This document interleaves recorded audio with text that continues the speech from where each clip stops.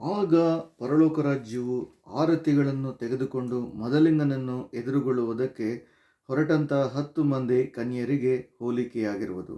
ಅವರಲ್ಲಿ 5 ಮಂದಿ ಬುದ್ಧಿ ಇಲ್ಲದವರು, 5 ಮಂದಿ ಬುದ್ಧಿವಂತೆಯರು. ಬುದ್ಧಿ ಇಲ್ಲದವರು ತಮ್ಮ ಆರತಿಗಳನ್ನು ತಕ್ಕೊಂಡರು, ಆದರೆ ಎಣ್ಣೆ ತಕ್ಕೊಳ್ಳಲಿಲ್ಲ. ಬುದ್ಧಿವಂತೆಯರು ತಮ್ಮ ಆರತಿಗಳ ಕೂಡ ಪಾತ್ರೆಗಳಲ್ಲಿ ಎಣ್ಣೆ ತಕ್ಕೊಂಡರು. ಮದಲಿಂಗನು ಬರುವುದಕ್ಕೆ ತಡಮಾಡಲು ಅವರೆಲ್ಲರೂ ತೂಕಡಿಸಿ ಮಲಗಿದರು. ಆದರೆ ಅರ್ಧರಾತ್ರಿಯಲ್ಲಿ ಇಗೋ, ಮದಲಿಂಗನು ಅವನನ್ನು ಎದುರುಗೊಳ್ಳುವುದಕ್ಕೆ ಹೊರಡಿರಿ ಎಂಬ ಕೂಗಾಯಿತು. ಆಗ ಆ ಕನ್ಯೆಯರು ಎಚ್ಚೆತ್ತು ತಮ್ಮ ಆರತಿಗಳನ್ನು ನೆಟ್ಟಗೆ ಮಾಡಿದರು. ಆಗ ಬುದ್ಧಿ ಇಲ್ಲದವರು ಬುದ್ಧಿವಂತೆಯರಿಗೆ, ನಿಮ್ಮ ಎಣ್ಣೆಯಲ್ಲಿ ನಮಗೆ ಸ್ವಲ್ಪ ಕೊಡಿರಿ, ನಮ್ಮ ಆರತಿಗಳು ಆರಿ ಹೋಗುತ್ತವೆ ಎಂದು ಹೇಳಿದರು. ಅದಕ್ಕೆ ಆ ಬುದ್ಧಿವಂತೆಯರು, ನಿಮಗೆ ಕೊಟ್ಟರೆ ನಮಗೂ ನಿಮಗೂ ಕೂಡ ಸಾಲದೆ ಹೋದೀತು, ನೀವು ಮಾರುವವರ ಬಳಿಗೆ ಹೋಗಿ ಕೊಂಡುಕೊಂಡರೆ ಒಳ್ಳೆಯದು ಅಂದರು. ಅವರು ಕೊಂಡುಕೊಳ್ಳಲಿಕ್ಕೆ ಹೋದಾಗ ಮದಲಿಂಗನು ಬಂದನು. ಸಿದ್ಧವಾಗಿದ್ದವರು ಅವನ ಸಂಗಡ ಮದುವೆಯ ಮನೆಯೊಳಕ್ಕೆ ಹೋದರು. ಬಾಗಿಲು ಮುಚ್ಚಲಾಯಿತು. ತರುವಾಯ ಉಳಿದ ಕನ್ಯೆಯರು ಸಹ ಬಂದು, ಸ್ವಾಮಿ, ಸ್ವಾಮಿ, ನಮಗೆ ತೆರೆಯಿರಿ ಅಂದರು. ಆತನು, ನಿಮ್ಮನ್ನು ನಾನರಿಯೆನೆಂದು ನಿಮಗೆ ಸತ್ಯವಾಗಿ ಹೇಳುತ್ತೇನೆ ಅಂದನು. ಆದ ಕಾರಣ ಆ ದಿನವಾದರೂ ಗಳಿಗೆಯಾದರೂ ನಿಮಗೆ ಗೊತ್ತಿಲ್ಲವಾದ್ದರಿಂದ ಎಚ್ಚರವಾಗಿರಿ. ಕರ್ತನಲ್ಲಿ ದೇವಜನಗಳೇ, ಪ್ರೈಸ್ ದಿ ಲಾರ್ಡ್. ಎಲ್ಲರಿಗೂ ಈ ದಿನ ನಾವು ವಾಕ್ಯವನ್ನು ಕುರಿತು ಧ್ಯಾನ ಮಾಡೋಣ. ಆ ವಾಕ್ಯ ಏನೆಂಬುದಾಗಿ ಹೇಳುವುದಾದರೆ, ಮತ್ತಾಯನು ಬರೆದ ಸುವಾರ್ತೆಯಲ್ಲಿ 25ನೇ ಅಧ್ಯಾಯ 1ರಿಂದ ಸುಮಾರು 13ನೇ ವಚನದ ತನಕ ಇದರಲ್ಲಿನ ವಾಕ್ಯವನ್ನು ನಾವು ಧ್ಯಾನ ಮಾಡಿದಾಗ ಇದರ ಅನೇಕ ಜೀವವುಳ್ಳ ಪ್ರಕಟಣೆಗಳು ನಮ್ಮ ಆತ್ಮಿಕ ಜೀವಿತಕ್ಕೆ ಮತ್ತು ಶಾರೀರಿಕ ಜೀವಿತಕ್ಕೆ ದೊಡ್ಡ ಆಶೀರ್ವಾದವಾಗಿದೆ ಪ್ರಿಯರೇ. ನಾನು ನಿಮಗೆ ಇಲ್ಲಿ ಎಕ್ಸ್ಪ್ಲೇನ್ ಮಾಡ್ತಿರೋ ಒಂದೊಂದು ಸಂಗತಿಯಲ್ಲೂ ಒಂದು ಜೀವವುಳ್ಳ ಸಂಗತಿ ಇದೆ. ಅದು ನಮಗೆ ಆಶೀರ್ವಾದಕರವಾಗುತ್ತದೆ ಪ್ರಿಯರೇ. ವಾಕ್ಯಗಳನ್ನು ನಾವು ಧ್ಯಾನ ಮಾಡುವಾಗ ಇದರಲ್ಲಿ 2 ರೀತಿಯಾದ ಸಂಗತಿಗಳನ್ನು ನಾವು ಮುಖ್ಯವಾಗಿ ಗಮನಿಸಬಹುದು. ಮೊದಲನೆಯದು ಒಂದು ಪರಲೋಕದ ರಾಜ್ಯವನ್ನು ಕುರಿತು. ಪರಲೋಕ ರಾಜ್ಯಕ್ಕೆ ಯಾರ್ಯಾರೆಲ್ಲ ಬರ್ತಾರೆ, ಪರಲೋಕ ರಾಜ್ಯಕ್ಕೆ ನಾವು ಒಳಗೆ ಹೋಗಬೇಕಾದರೆ, ಆ ಮದಲಿಂಗನಾದ ಯೇಸು ಕ್ರಿಸ್ತನನ್ನು ನಾವು ಎದುರುಗೊಳ್ಳುವುದಾದರೆ ನಾವು ಏನನ್ನು ಮಾಡಬೇಕು? ಯಾರಿದು ಮದಲಿಂಗ? ಯಾರಿರಬಹುದು ಮದಲಿಂಗ? ಏನಿದು ಆರತಿ? ಏನಿದು ಎಣ್ಣೆ? ಏನಿದು 10 ಮಂದಿ ಕನ್ಯೆಯರು ಎಂಬುದಾಗಿ ನೋಡಿದಾಗ ವಾಕ್ಯದಲ್ಲಿ ನೋಡುತ್ತೇವೆ, ಯಾರ್ಯಾರು ಯೇಸು ಕ್ರಿಸ್ತನನ್ನು ಅಂಗೀಕರಿಸಿ ಅವರ ಪಾಪಗಳಿಗೆ ಪಶ್ಚಾತ್ತಾಪಪಟ್ಟು ಆತನನ್ನೇ ಸ್ವಂತ ರಕ್ಷಕನಾಗಿ, ಕರ್ತನಾಗಿ, ಒಡೆಯನಾಗಿ ಅಂಗೀಕರಿಸಿದರೋ ಅವರೆಲ್ಲರೂ ದೇವರ ಮಕ್ಕಳಾಗುವರು ಪ್ರಿಯರೇ. ಯಾರ್ಯಾರೆಲ್ಲ ಈ ಒಂದು ಆಶೀರ್ವಾದಕ್ಕೆ ಒಳಪಟ್ಟರೋ ಇವರೇ ಕನ್ಯೆಯರು. ಹಂಗಾರೆ ಕನ್ಯೆಯರಲ್ಲೂ ಕೂಡ ದೇವರು ಒಂದು ಭೇದ ಭಾವನ ಮಾಡುತ್ತಾನ? ಖಂಡಿತವಾಗಿಯೂ ಇಲ್ಲ. ಭೇದ ಭಾವ ಮಾಡುವನ್ನೆಲ್ಲ ಎಚ್ಚರಿಸುವ ದೇವರು. ಯಾರೂ ಕೂಡ ನಾಶವಾಗದೆ ಎಲ್ಲರೂ ಕೂಡ ನಿತ್ಯ ಜೀವನ ಹೊಂದಿಕೊಳ್ಳುವುದೇ ದೇವರ ಚಿತ್ತವಾಗಿದೆ ಪ್ರಿಯರೇ. ಹಾಗಾದರೆ ಯಾರು 10 ಮಂದಿ ಕನ್ಯೆಯರು? ಲೋಕದವರಂತೂ ಅಲ್ಲವೇ ಅಲ್ಲ. ಈ ರಕ್ಷಿಸಲ್ಪಟ್ಟವರ ಬಗ್ಗೆ ಈ ವಚನ ಒಂದು ಸೂಕ್ಷ್ಮವಾಗಿ ಮಾತನಾಡುತ್ತದೆ ಪ್ರಿಯರೇ. ಹಾಗಾದರೆ ಈ ವಚನದಲ್ಲಿ ನಾವು ನೋಡುವಾಗ ಈ 10 ಮಂದಿ ಕನ್ಯೆಯರಲ್ಲಿ ಎಲ್ಲರೂ 10 ಮಂದಿ ಕನ್ಯೆಯರು ಕೂಡ ಯೇಸು ಕ್ರಿಸ್ತನನ್ನು ಅಂಗೀಕರಿಸಿದವರು, ಯೇಸು ಕ್ರಿಸ್ತನ ಆರಾಧಿಸುವವರು, ಪವಿತ್ರಾತ್ಮನನ್ನು ಹೊಂದಿದವರು, ತಂದೆಯನ್ನು ಕೂಡ ನಂಬಿದವರು. ಹಾಗಾದರೆ ವಾಕ್ಯದಲ್ಲಿ ನೋಡುತ್ತೇವೆ, ಪರಲೋಕ ರಾಜ್ಯವು ಆರತಿಗಳನ್ನು ತೆಗೆದುಕೊಂಡು ಮದಲಿಂಗನನ್ನು ಎದುರುಗೊಳ್ಳುವುದಕ್ಕೆ ಹೊರಟಂತ 10 ಮಂದಿ ಕನ್ಯರಿಗೆ ಹೋಲಿಕೆಯಾಗಿರುವುದು ಎಂಬುದಾಗಿ. ಈ ವಾಕ್ಯದಲ್ಲಿ ನೋಡುತ್ತೇವೆ, ಇಲ್ಲಿ 2 ರೀತಿಯಾದ ಒಂದು ಗುಂಪಿದೆ. ಒಂದು ಬುದ್ಧಿ ಇಲ್ಲದವರು, ಬುದ್ಧಿವಂತೆಯರು ಎಂಬುದಾಗಿ. ಬುದ್ಧಿ ಇಲ್ಲದವರು ತಮ್ಮ ಆರತಿಗಳನ್ನು ತೆಗೆದುಕೊಳ್ಳುವರು, ಆದರೆ ಎಣ್ಣೆಯನ್ನು ತಗೊಳ್ಳಿಲ್ಲ ಎಂಬುದಾಗಿ ಮತ್ತಾಯ 21:3 ನಾವು ಸಂಕ್ಷಿಪ್ತವಾಗಿ ನೋಡಬಹುದು. ಮತ್ತಾಯದಲ್ಲಿ 25ನೇ ಒಂದು ಅಧ್ಯಾಯದಲ್ಲಿ 3ನೇ ವಚನದಲ್ಲಿ ಆರತಿಗಳನ್ನು ತಗೊಂಡರು, ಆದರೆ ಎಣ್ಣೆಯನ್ನು ತಗೊಳ್ಳಲಿಲ್ಲ. ಬುದ್ಧಿವಂತೆಯರು ಮಾತ್ರ ಅವರ ಪಾತ್ರೆಯಲ್ಲಿ ಎಣ್ಣೆಯನ್ನು ತಗೊಂಡರು. ನೋಡಿ, ಈ 2 ರೀತಿಯಾದ ಒಂದು ದೇವಜನಗಳು ಇರ್ತಾರೆ. ಈ 2 ರೀತಿಯಾದ ಕನ್ಯೆಯರಲ್ಲಿ ಒಂದು ರೀತಿಯಾದ ಕನ್ಯೆಯ ಗುಂಪು ದೀಪವನ್ನು ತೆಗೆದುಕೊಳ್ತಾರೆ, ಅಂದರೆ ಆರತಿಗಳನ್ನು ಅವರು ತೆಗೆದುಕೊಳ್ತಾರೆ, ಆದರೆ ಎಣ್ಣೆಯನ್ನು ತಗೊಳ್ಳಲಿಲ್ಲ. ಹಾಗಾದರೆ ಎಣ್ಣೆ ಏನು ಮಾಡುತ್ತೆ? ಎಣ್ಣೆಯನ್ನು ನಾವು ದೀಪದಲ್ಲಿ ಹುಯ್ದಾಗ, ಅದಕ್ಕೆ ಬತ್ತಿ ಇಟ್ಟು ನಾವು ಅದನ್ನು ಬೆಳಗಿದಾಗ, ಅದು ಬೆಂಕಿ ಹಚ್ಚಿದಾಗ ಅದು ಉರಿಯುವುದು ಪ್ರಿಯರೇ. ಎಣ್ಣೆ ಎಲ್ಲಿ ತನಕ ಇರುತ್ತೋ ಅಲ್ಲಿ ತನಕ ಅದರ ಬೆಳಕು, ಅದರ ಪ್ರಕಾಶತೆ ನಮಗೆ ಒಂದು ಬೆಳಕನ್ನು ಕೊಡುತ್ತೆ ಪ್ರಿಯರೇ. ಹಾಗಾದರೆ ಏನಿದರ ಅರ್ಥ ಎಂಬುದಾಗಿ ನಾವು ನೋಡುವಾಗ ನೋಡುವಾಗ ಈ ಬುದ್ಧಿವಂತಿಯರು ಒಂದು ರೀತಿಯಾದ ಕಾರ್ಯವನ್ನು ಮಾಡಿದರು. ಏನೆಂದರೆ ಪಾತ್ರೆಯನ್ನು ತೆಗೆದುಕೊಂಡರು. ಅವರು ಪಾತ್ರೆಯನ್ನು ತಗೊಂಡ್ರು, ಮತ್ತು ಎಣ್ಣೆಯನ್ನು ಕೂಡ ತಗೊಂಡ್ರು, ಮತ್ತು ಅದನ್ನು ಉರಿಸುತ್ತಾ ಬಂದರು. ಇದು ಸಂಕ್ಷಿಪ್ತವಾಗಿ ನಮ್ಮ ಆತ್ಮಿಕ ಜೀವಿತವನ್ನು ಕುರಿತು ಸಂಕ್ಷಿಪ್ತವಾಗಿ ಒಂದು ಪ್ರಕಟಣೆಯುಳ್ಳ ವಾಕ್ಯವಾಗಿದೆ. ಈ ಬುದ್ಧಿ ಇಲ್ಲದವರು ಏನು ಮಾಡ್ತಾರೆ ಎಂಬುದಾಗಿ ನಾವು ನೋಡಿದಾಗ, ಈ ಕನ್ಯೆಯರು ನೋಡಿ, ಈ ಒಂದು ಮತ್ತೊಮ್ಮೆ ಈ ವಾಕ್ಯವನ್ನು ಧ್ಯಾನ ಮಾಡಿ ನೋಡೋಣ. ಈ ಈ ಕನ್ಯೆಯರು ಬುದ್ಧಿ ಇಲ್ಲದವರು ಏನಿದು ಯಾತಕ್ಕಾಗಿ ಅಂದರೆ, ಇವರು ಶಾರೀರಿಕ ಜಗತ್ತಿಗೆ ಅಂದರೆ ಲೋಕದ ಜಗತ್ತಿಗೆ, ಕಣ್ಣಿನ ಆಸೆಗೆ, ಬದುಕು ಬಾಳಿನ ಡಂಬಕ್ಕೆ, ಹಣದಾಸೆಗೆ, ಲೋಕದಲ್ಲಿರುವ ವ್ಯಾಮೋಹಕ್ಕೆ, ದುಂದೋತಣಕ್ಕೆ, ಲೋಕದಲ್ಲೂ ಆಸೆ ಪಾಸೆಗೆ ತಮ್ಮ ಜೀವಿತವನ್ನು ಒಪ್ಪಿಸಿಕೊಟ್ಟು ಪ್ರಿಯರೇ, ಇದನ್ನೇ ಯೇಸು ಕ್ರಿಸ್ತನ ಸಂಕ್ಷಿಪ್ತವಾಗಿ ಕುರಿತು ಮಾತನಾಡುತ್ತಾನೆ. ಯಾರಿರು 5 ಮಂದಿ ಕನ್ಯೆಯರು ಎಂಬುದಾಗಿ ನೋಡಿದಾಗ ನಾವು ಒಂದು ಸೂಕ್ಷ್ಮವಾಗಿ ವಚನವನ್ನು ನಾವು ಧ್ಯಾನ ಮಾಡಬಹುದು.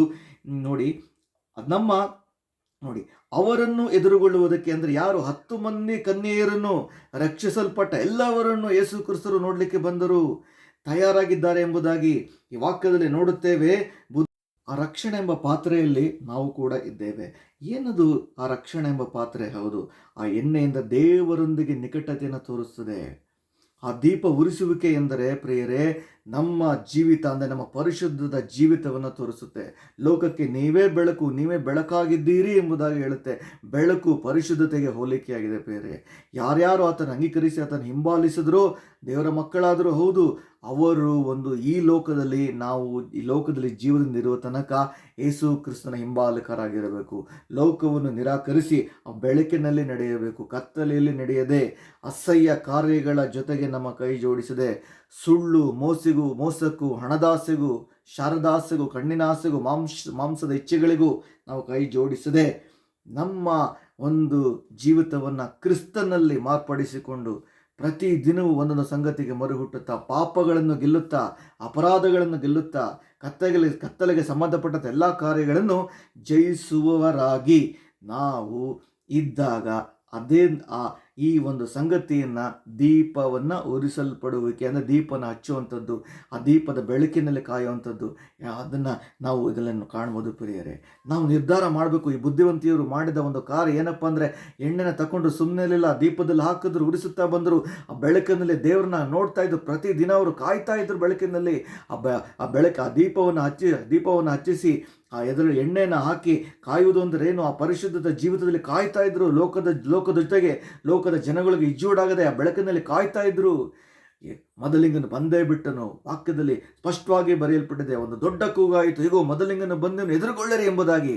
10 ಮಂದಿಗೂ ಅದು ಕೇಳಿಸಲ್ಪಡುತ್ತೆ ಪ್ರಿಯರೇ. ಅದಕ್ಕೋಸ್ಕರ ಅವರು ಎದ್ರು. ವಾಕ್ಯದಲ್ಲಿ ನೋಡುತ್ತೇವೆ, 10 ಮಂದಿ ಕನ್ಯರು, 5 ಮಂದಿ ಕನ್ಯರು ಅದನ್ನು ನೆಟ್ಟಗೆ ಮಾಡಿದರು ಅಂತಿದೆ. ಅಂದರೆ ಇನ್ನೂ ದೇವರು ಇನ್ನೂ ಅವ್ರ ಜೀವಿತವನ್ನು ಮಾರ್ಪಡಿಸಿಕೊಂಡರು. ಇನ್ನೂ ಅವ್ರ ಜೀವಿತವನ್ನು ಆ ಪರಿಶುದ್ಧದ ಕಡೆಗೆ ಅವರು ಆಯ್ಕೆ ಮಾಡಿಕೊಂಡರು. ಇನ್ನೂ ಅವ್ರ ಜೀವಿತವನ್ನು ಸೂಕ್ಷ್ಮತೆಯ ಕಡೆಗೆ ಒಂದು ಮಾರ್ಪಡಿಸಿಕೊಂಡರು. ಇನ್ನೂ ಅವ್ರ ಜೀವಿತವನ್ನು ನೀತಿವಂತಿಕೆಯ ಕಡೆಗೆ, ದೇವರು ಬಯಸುವ ನೀತಿವಂತಿಕೆ, ದೇವರು ಬಯಸುವ ಪರಿಶುದ್ಧತೆ, ದೇವರು ಬಯಸುವ ಜೀವಿತಕ್ಕೆ ಅವರ ಜೀವಿತವನ್ನು ನೆಟ್ಟಗೆ ಮಾಡಿಕೊಂಡರು. ವಾಕ್ಯದಲ್ಲಿ ನೋಡುತ್ತೇವೆ, ಅವರ ದೀಪವನ್ನು ಇನ್ನೂ ನೆಟ್ಟಗೆ ಮಾಡಿದರು ಎಂಬುದಾಗಿ. ಈ 10 ಮಂದಿ ಕನ್ಯರು ನಿದ್ರೆ ಹೋದರು ಎಂಬುದಾಗಿ ಇಬ್ಬರಿಗೂ ಕೇಳಿಸುತ್ತೆ. ಆದರೆ ಆ ಕಡೆ ಸಮಯದಲ್ಲಿ ನಾವು ನೋಡುತ್ತೇವೆ, 5 ಮಂದಿ ಮಾತ್ರ ಆ ಒಂದು ದ್ವಾರ ತೆರೆಯಲ್ಪಡುತ್ತದೆ. ಏನಿದು ಬಾಗಿಲು? 10 ಮಂದಿ ಕನ್ಯರಿಗೂ ತೆಗೆಯಲ್ಪಟ್ಟಿದ್ದು. ಆದರೆ ಆ ಬೆಳಕಿನಲ್ಲಿ ಆ ಒಂದು ಮೊದಲಿಂಗನನ್ನು ಎದುರುಗೊಳ್ಳುವುದಕ್ಕೆ 5 ಮಂದಿಗೆ ಮಾತ್ರ ಸಾಧ್ಯವಾಗಿತ್ತು. ಏನಕ್ಕೆ? ದೀಪವನ್ನು ನೆಟ್ಟಗೆ ಮಾಡಿದವರು ಮಾತ್ರ ಆ ಒಂದು ಬಾಗಿಲೊಳಗೆ ಪ್ರವೇಶತೆ, ಅವ್ರಿಗೆ ಮಾತ್ರ ಯೋಗ್ಯತೆ. ಯಾರಿವರು? ದೀಪವನ್ನು ನೆಟ್ಟಗೆ ಮಾಡಿದವರು, ತಮ್ಮ ಜೀವಿತವನ್ನು ಯೇಸುವಿನ ಕಡೆಗೆ ತಿರುಗಿಸಿಕೊಂಡವರು, ಈ ಲೋಕದ ಸಂಗತಿಗಳನ್ನು ಬಿಟ್ಟು, ಈ ಲೋಕದ ಆಚಾರ ವಿಚಾರಗಳನ್ನು ಬಿಟ್ಟು, ಮೂಢತ್ವವನ್ನು ಬಿಟ್ಟು ಯೇಸು ಕ್ರಿಸ್ತನ ಕಡೆಗೆ ತಿರುಗಿದವರೇ ಬುದ್ಧಿವಂತೆಯರಾದ 5 ಮಂದಿ ಕನ್ಯೆಯರು ಪ್ರಿಯರೇ. ಬುದ್ಧಿ ಇಲ್ಲದವರು ನಿದ್ರೆ ಹೋದರು. ಅವರು ಕೂಡ ರಕ್ಷಿಸಲ್ಪಟ್ಟಿದ್ದರು. Praise the lord brother, praise the lord sister, ಆರಾಧನೆ ಮಾಡ್ತಾರೆ, ಸೇವೆ ಮಾಡ್ತಾರೆ, ಎಲ್ಲ ಮಾಡ್ತಾರೆ. ಆದರೆ ದೈವಿಕ ಜೀವಿತವನ್ನು ಅವರು ನಡೆಸಲೇ ಇಲ್ಲ. ಲೋಕದ ರೀತಿ ಅವರು ನಡೆಸಿದರು ಪ್ರಿಯರೇ. ಹಾಗಾದರೆ ವಾಕ್ಯದಲ್ಲಿ ಸ್ಪಷ್ಟವಾಗಿ ಬರೆಯಲ್ಪಟ್ಟಿದೆ, ನಾವು 5 ಮಂದಿ ಬುದ್ಧಿವಂತೆಯರ ಹಾಗೆ ಇರಬೇಕು. ಯೇಸು ಕ್ರಿಸ್ತರು ಯಾವಾಗ ಪ್ರತ್ಯಕ್ಷ ಆಗ್ತಾರೋ ಗೊತ್ತಿಲ್ಲ ಪ್ರಿಯರೇ. ನಮ್ಮ ಪಾಪದ ಜೀವಿತವನ್ನು ಬಿಟ್ಟು, ನಮ್ಮ ಅಪರಾಧದ ಜೀವಿತವನ್ನು ಬಿಟ್ಟು ಯೇಸು ಕ್ರಿಸ್ತನ ಕಡೆಗೆ ತಿರುಗಿಕೊಳ್ಳೋಣ. 5 ಮಂದಿ ಬುದ್ಧಿವಂತಿಯರ ಹಾಗೆ ನಮ್ಮ ದೀಪವನ್ನು ನೆಟ್ಟಗೆ ಮಾಡೋಣ, ನಮ್ಮ ಜೀವಿತವನ್ನು ನೆಟ್ಟಗೆ ಮಾಡೋಣ, ಪರಿಶುದ್ಧದ ಕಡೆಗೂ ಆತನ ಬಯಸುವ ನೀತಿವಂತಿಕೆ ಕಡೆಗೂ ನೆಟ್ಟಗೆ ಮಾಡೋಣ. ಮುಂದಿನ ವಚನಗಳಲ್ಲಿ ನಾವು ನೋಡುತ್ತೇವೆ. ನಂತರ ಅವರು ಅಯ್ಯೋ ನಾವೇನು ಮಾಡೋದು ಇವಾಗ ಅಂತ 5 ಮಂದಿಯನ್ನು ಅವರು ಕೇಳಿದಾಗ 5 ಮಂದಿ ಕನ್ಯರು ಹೇಳ್ತಾರೆ, ಮಾರುವವರ ಬಳಿಗೆ ಹೋಗಿ ಇನ್ನು ಕೇಳ್ಕೊಳ್ರಿ ಅಂತ. ಇವರು ಮಾರುವವರ ಬಳಿಗೆ ಹೋಗ್ತಾರೆ. ಏನು ಮಾರೋದಿದು? ರೇಷನ್ ಅಂಗಡಿ ಇಲ್ಲ, ಇದು ರೇಷನ್ ಸಿಗುತ್ತಾ? ಹಂಗಾರೆ ಯಾವುದೋ ಪ್ರಾವಿಡೆನ್ಸ್ ಸ್ಟೋರಲ್ಲಿ ಸಿಗುತ್ತಾ ಎಣ್ಣೆ ದೀಪ ತಗೊಳ್ಳಿಕ್ಕೆ? ಇಲ್ಲ ಪ್ರಿಯರೇ.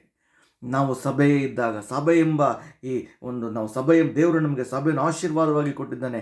ಸೇವಕರನ್ನ, ವಿಶ್ವಾಸಿಗಳನ್ನು ಆಶೀರ್ವಾದವಾಗಿ ಕೊಟ್ಟಿದ್ದಾನೆ. ಸಭಾಪಾಲಕರನ್ನ, ಪ್ರವಾದಿಗಳನ್ನು, ದೇವರ ಸೇವಕರುಗಳನ್ನು ಆಶೀರ್ವಾದವಾಗಿ ಕೊಟ್ಟಿದ್ದಾನೆ. ಅವರು ನಮ್ಮನ್ನು ಅಭಿಷೇಕಿಸಿದ್ದಾರೆ, ನಮ್ಮೊಳಗಡೆ ವಾಕ್ಯವನ್ನು ಇಟ್ಟಿದ್ದಾರೆ. ನಾವು ಪ್ರತಿದಿನ ಅದನ್ನು ಧ್ಯಾನ ಮಾಡಬೇಕು, ಪ್ರತಿದಿನ ಒಂದು ಪ್ರಸನ್ನತೆಯಲ್ಲಿ ಇರಬೇಕು, ಪ್ರತಿದಿನ ಯೇಸು ಕ್ರಿಸ್ತನ ವಾಕ್ಯಗಳನ್ನು ಕೈಗೊಂಡು ಅದರಂತೆ ನಡೆಯುವ ಇಚ್ಛೆಯುಳ್ಳವರಾಗಿರಬೇಕು ಪ್ರಿಯ. ಇದೇ ದೀಪವನ್ನು ಉರಿಸುವಂಥದ್ದು, ಇದೇ ಬೆಳಕಿನಲ್ಲಿ ನಡೆಯುವಂಥದ್ದು ಪ್ರಿಯರೇ. ಅವರು ಮಾರುವವರ ಬಳಿಗೆ ಆಗ ಜೀವಿತವನ್ನು ಸರಿಪಡಿಸ್ಲಿಕ್ಕೆ ಹೋಗ್ತಾ ಇದ್ದಾರೆ. ಅವಾಗ ಅವರು ನಿರ್ಧಾರ ಮಾಡಿಕೊಂಡ್ರು, ಅಯ್ಯೋ ನನ್ನ ಜೀವಿತ ಇದನ್ನೇ ಮಾರುವವರ ಬಳಿಗೆ ಅವ್ರು ತಗೊಳ್ಳಿಕ್ಕೆ ಹೋದಾಗ ಅಂದರೆ ಅದರ ಅರ್ಥ ಎಂಬುದಾಗಿ ನಾವು ನೋಡುವಾಗ ಅವಾಗ ತಾನು ನಿರ್ಧರಿಸಿಕೊಂಡ್ರು. ಅವಾಗ ಅಯ್ಯೋ ನಾನು ಸರಿ ಮಾಡ್ತೀನಪ್ಪ, ಇವತ್ತಿಂದ ನಾನು ಸಭೆಗೆ ಹೋಗೋದ್ರಿಂದ ಏನು ಪ್ರಯೋಜನ ಇಲ್ಲ ಪ್ರಿಯರೇ. ಸಭೆಗೆ ಹೋಗಿ ಬೇಡ ಅಂತ ಹೇಳ, ಪ್ರೈಸ್ ದಿ ಲಾರ್ಡ್. ಸಭೆಗೆ ಕೊಟ್ಟಿದ್ದಾರೆ. ಸಭೆಗೆ ಹೋದಾಗ ದೇವರ ಮಕ್ಕಳ ಅನ್ಯೋನ್ಯತೆ, ದೇವರೊಂದಿಗೆ ಅನ್ಯೋನ್ಯತೆ, ದೇವರ ಪ್ರಸನ್ನತೆ, ದೇವರ ಅಭಿಷೇಕ, ದೇವರ ಮಾತುಗಳು ನಾವು ಸಭೆಯಲ್ಲಿ ಕೇಳಬಹುದು. ಆದರೆ ಸಭೆಗೆ ಹೋಗುವುದು ಮುಖ್ಯ ಇಲ್ಲ ಅಂತ ಹೇಳ್ತಾರೆ. ಸಭೆಗೆ ಹೋಗಿ ಆ ವಾಕ್ಯಗಳಂತೆ ನಡೆಯುವುದು ಬಹಳ ಮುಖ್ಯ ಪ್ರಿಯರು. ಬಹಳ ಕಷ್ಟಕರವಾದ ಸಂಗತಿಯಾಗಿದೆ. ಈ ಬುದ್ಧಿವಂತಿಯರು ಆಗ ತಾನೇ, ಈ ಬುದ್ಧಿ ಇಲ್ಲದವರು ಆಗ ತಕ್ಷಣ ನಿರ್ಧಾರ ಮಾಡಿಕೊಂಡು ಹೋದಾಗ ವಾಕ್ಯದಲ್ಲಿ ನಾವು ನೋಡುತ್ತೇವೆ ಆ ಒಂದು ಬಾಗಿಲು ಮುಚ್ಚಲ್ಪಟ್ಟುತ್ತಾ ಬಂದಿತ್ತು. ಹಾಗೆ ನೋಡಿ, ಇನ್ನೊಂದು ಮುಖ್ಯವಾದ ಸಂಗತಿ ನಾವು ನೋಡುವುದಾದರೆ ಇವ್ರಿಗೂ ಕೂಡ ಮೊದಲಿಂಗನ್ನು ಕಾಣ್ತಾನೆ, ಇವ್ರಿಗೂ ಕೂಡ ಯೇಸು ಕ್ರಿಸ್ತನು ಕಾಣ್ತಾನೆ, ಇವ್ರನ್ನೂ ಕೂಡ ಜೊತೆ ಸಂಭಾಷಣೆ ಮಾಡ್ತಾನೆ. ಏನಂತ ಸಂಭಾಷಣೆ ಮಾಡ್ತಾನೆ? ಸ್ವಾಮಿ ಸ್ವಾಮಿ ತೆರೆಯಿರಿ ಎಂಬುದಾಗಿ ಹೇಳಿದಾಗ ಆತನು ನೋಡಿ ಹೇಳ್ತಾರೆ ಯೇಸು ಕ್ರಿಸ್ತರು, ಯಾರು ಮಗಳೇ ನೀನು, ಯಾರು ಮಗನೇ ನೀನು, ನಾನಿನ್ನ ಅರಿಯೆ ಎಂಬುದಾಗಿ. ಏನಿದರ ಅರ್ಥ? ನಾವು ನೋಡೋಣ. ಒಬ್ಬ ನಿಮಗೆ ಒಬ್ಬ ಫ್ರೆಂಡ್ ಆಗ್ತಾನೆ. ಅವನು ನಿಮ್ಮ ಜೊತೆ ಒಂದು ವರ್ಷ ಇರ್ತಾನೆ. 20 ವರ್ಷ ಬಂದಾಗ ನಿಮ್ಮನ್ನು ಬಿಟ್ಟು 20 ವರ್ಷ ನೀವನ್ನ ಮಾತಾಡೋದಲ್ಲಿ 20 ವರ್ಷ ಬಂದವನನ್ನು ಮೀಟ್ ಮಾಡಿದಾಗ ನೀವು ಹೇಗನ್ಸುತ್ತೆ? ಅವನು ನಿಮ್ಗೆ ಗುರ್ತಿಡಿತಾನೆ? ಖಂಡಿತವಾಗ್ಲೂ ಇಲ್ಲ.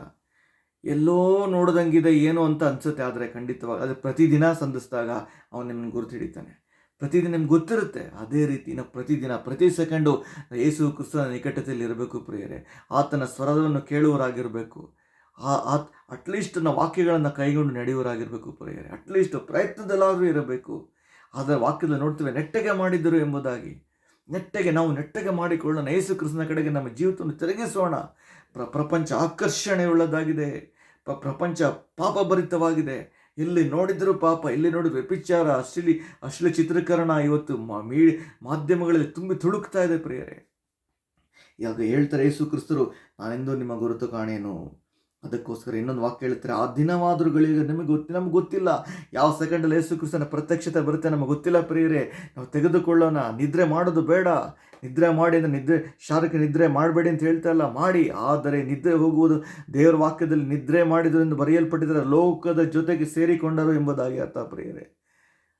ಇವತ್ತು ಅಷ್ಟೇ ಏನು ಹೇಳ್ತಾ ಇದ್ದಾರೆ? ಪಾಸ್ಟರ್ ಹೇಳ್ತಾ ಇದ್ದಾರೆ, ಪ್ರವಾದಿಗಳು ಹೇಳ್ತಾ ಇದ್ದಾರೆ, ಬೈಬಲ್ ಹೇಳುತ್ತೆ ಯೇಸು ಸ್ವಾಮಿ ಇವತ್ತು ಬರ್ತಾರೆ ನಾಳೆ ಬರ್ತಾರೆ ಅಂತ. ಇಲ್ಲ ಪ್ರಿಯರೇ, ಖಂಡಿತವಾಗಲೂ ಪ್ರತ್ಯಕ್ಷ ದಿನ ಹತ್ತಿರವಾಗಿದೆ. ಸೂಚಕ ಕಾರ್ಯಗಳು ಜನಾಂಗಕ್ಕೆ ಜನಾಂಗ, ರಾಜ್ಯಕ್ಕೆ ರಾಜ್ಯ, ಭೂಕಂಪಗಳು, ಬರಗಳು, ಎಲ್ಲ ನೀವು ಪ್ರವಾಹ ಎಲ್ಲ ನೋಡ್ತಾ ಇದ್ದೀರಾ. ಎಲ್ಲ ದೇಶಗಳಲ್ಲಿ ರಕ್ತ ಮಳೆಯೂ ಕೂಡ ಆಗಿ ಹೋಯಿತು. ಇನ್ನೇನು ಕರ್ತನ ಬರೋಣ ಹತ್ತಿರದಲ್ಲಿದೆ ಪ್ರಿಯರೇ.